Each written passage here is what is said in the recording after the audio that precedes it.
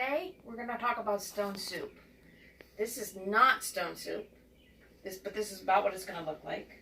I'm not technologically advanced to stage, cooking for an hour and then coming back to it. I hope you've read the story with the link that I've sent above about stone soup, about the 3 soldiers that came into town. And if you do get a rock or a stone, please make sure you wash it really well before you put it in the container. Now this recipe's fun because you can do whatever you want with it. Mr. Marty and I call this a fire sale, when you just go into the freezer and get whatever you have in there, and that's what you have for dinner.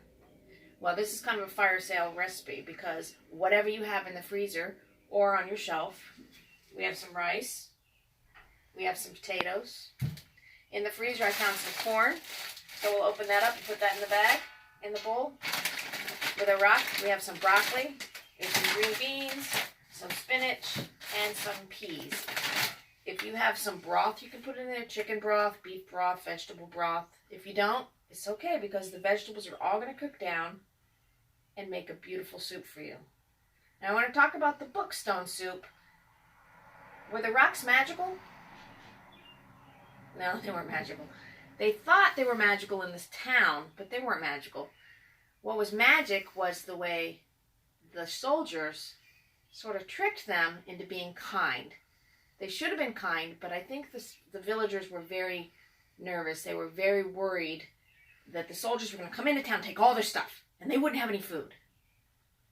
But what the villagers found out was, even though they didn't realize they were finding it out, was that when you all come together and take care of one another in your village, that's when you truly have a wonderful life and a wonderful meal.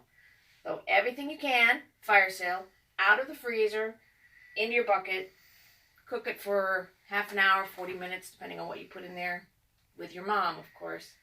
Make sure it tastes delicious, and as somebody told me I need to say, it's easy peasy, lemon squeezy. Enjoy it. But remember, wash your rock, and don't eat the rock. See you next week.